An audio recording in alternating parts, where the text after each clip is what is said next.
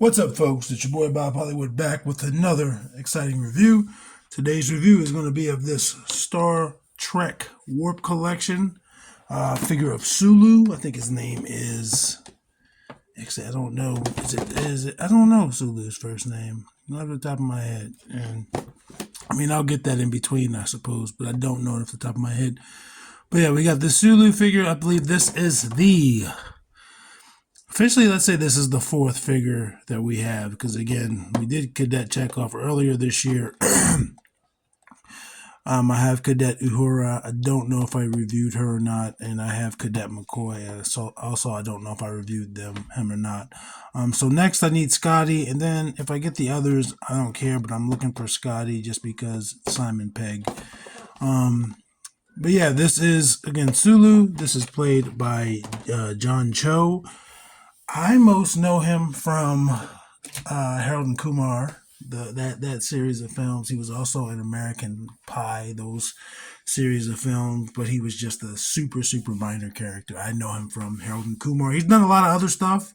The actor has since gone on to become the first Asian American male lead in a sitcom in America. That's big, and that was in recent years. So yeah.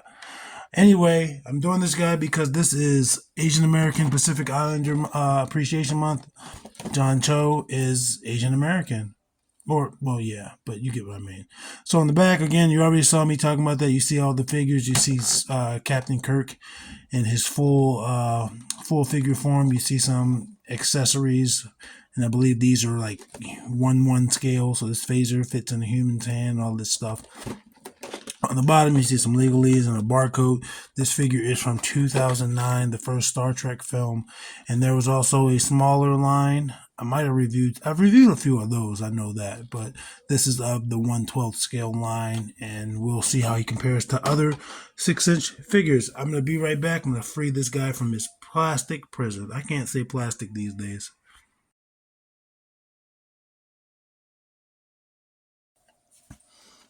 Okay, and we're back. You see he has 4 accessories. He has this holster that goes around his waist, and I'll show you this with it on him after we go over the accessories that go into the little packaging. But there's a spot for his phaser, and there's a spot for, I'm assuming, is a communicator. I'm not really familiar with Star Trek like that. I mean, I did see this film, and I saw the film after this, but I never really grew up watching Star Trek. But it's all black. It looks leather. The type of plastic makes it look leather. And I know for a fact that the pieces are going to fit in there. And again, it's a little stiff now because it's been in the box for 15 years, but we'll see if it connects. We'll go around his waist, but we'll see if it'll still hold up. And then he has a base. It's shaped like the Starfleet symbol. So I guess that's like that. But yeah, it's a base. I think it's going to give us some trouble. He only has the one peg hole, and that's in his right foot. I know the smaller figures give you some issue. And you can clearly see that his one foot is off the base. But he doesn't have any trouble standing. I mean, right now his legs are a little weird because, again, he's been in the plastic for a while. He's been under carbonite for a while. And yeah, it just has the Starfleet symbol, and it stands on it, and it'll fit any of these Star Trek figures. And then we have what I believe is the communicator. I'm hoping I'm holding this correctly. I hope that's the top. And it's a black piece of plastic, got some silver paint, got some blue paint. No other details. I mean, there is that Starfleet logo underneath the silver part. And I'll put that in his in the holster there, and you can see I believe it's like that, or maybe it should be the other way. I'm not 100% sure. It's very tiny, but once it's in here, it's going to stay. It's not going to give you any issues. I believe. I'm trying to think if any of my Star Trek figures have these on them right now. And I'm not sure, but I believe they do, and I believe their weapons and stuff are in there. I keep them in plastic unless they're on display, because like I said, and I'll go over it, but this yellow part, that just that part of the shirt, not the sleeves, but that torso part. It's made out of rubbery material. Might be rubber, but it degrades over time. It gets sticky, and I don't think there's a way to clean it. But here is his phaser. It's silver. You have some red paint. You got some blue paint, and it's the exact same on the other side. Let me show you the handle. And it looks like, I mean, it has details. It looks like there's a button here. It looks like that might be a button there. Button on both sides. There's details. It's just not paint, and it's cool. Well, not a lot of paint. I mean, I don't know how accurate this is to the show, so I can't really complain. I'm gonna try to put it in here, and I'm hoping I'm doing it the right way. I think that's correct.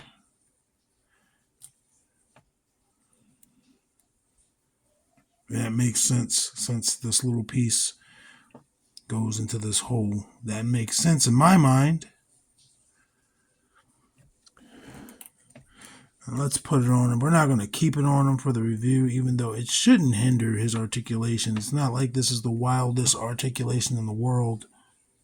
But you see, it looks like there's two holes or two sets of pegs. There's just one, and that's the one closest to the end.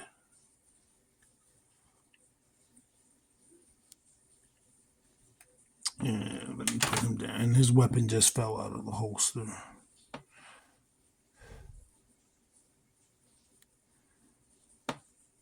Yeah, it's not going to stick. It's not going to stick. It was just closed and it popped back open. But it just goes around his waist. Like that. And it fits. It's old. It's not trying to stay. So let's go over him.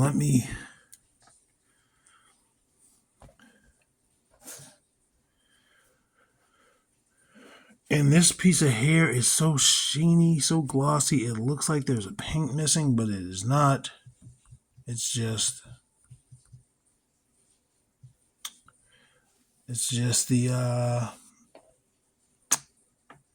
the paint and the sheen. It might have something to do with me having lubricants on my hand, but anyway, this is Hikaru Sulu.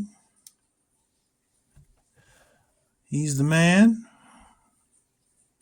Getting played by John Cho. His sweater's a little jacked up.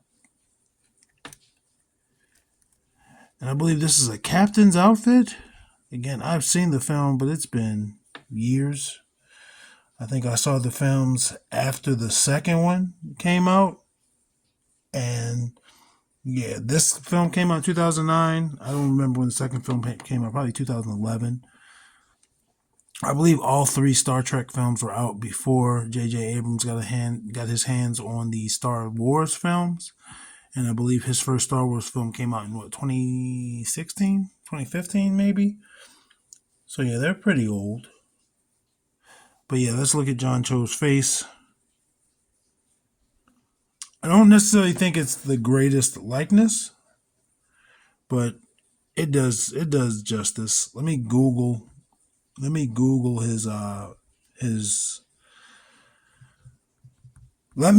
John Cho in Star Trek so we can see him in this attire and whatnot. Sorry about that. I just did a whole lot of yapping and realized I didn't hit record. Anyway, real quick, that's the facial comparison. Doesn't really add up. But yeah, you see he's looking off to the side. I got like a paint blemish here. And it sucks because it's on rubber, so there's nothing I can do. This is what it is. I wish I had a different one. But I don't. I have the one I have. Maybe I'll, fuss with that later.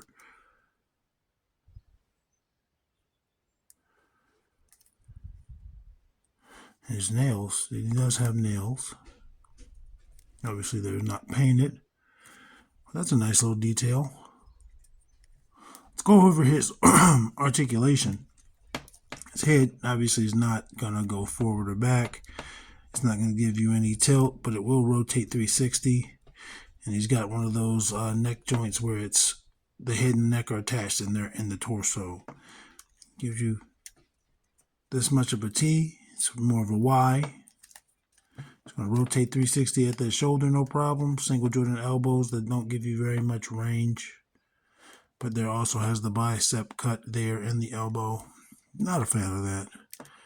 Hands rotate 360, but there is no hinge there either. Very, very limited articulation. There's no real movement. He does have an ab crunch, but it's not going to do much. And again, whoops. Let me raise that. Okay, it's not an ab crunch, it's a diaphragm. I keep forgetting that. But it rotates 360. As you saw, it's not really going to do it while he's wearing the shirt. So, again, limited articulation. Very stiff just now, but he did kick his leg up without breaking. That's how far it goes forward. Goes very little back. Single jointed, pinless knee.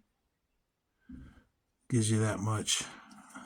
Obviously, he's not going to kick his own butt.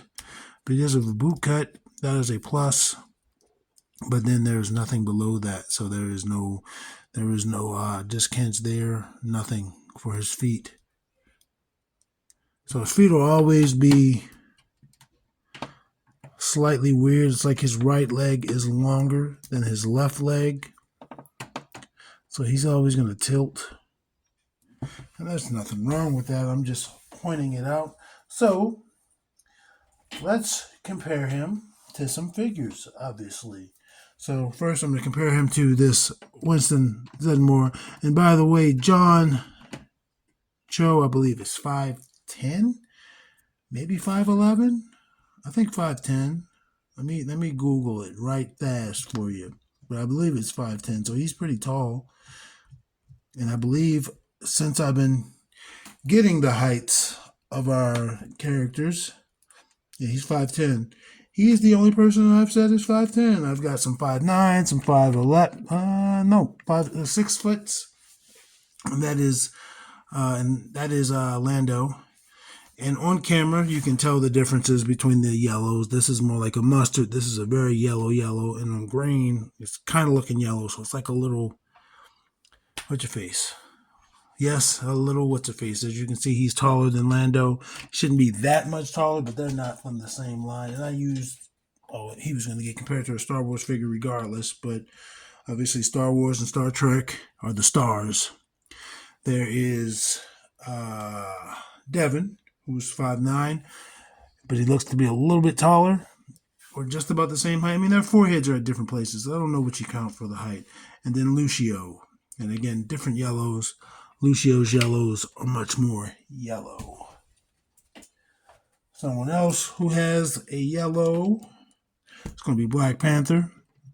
That actually looks much better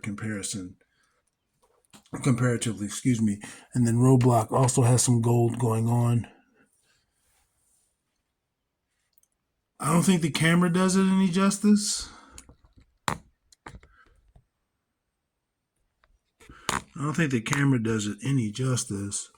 But I like these two comparisons. And that knee, I like it. Might have to figure out a way to get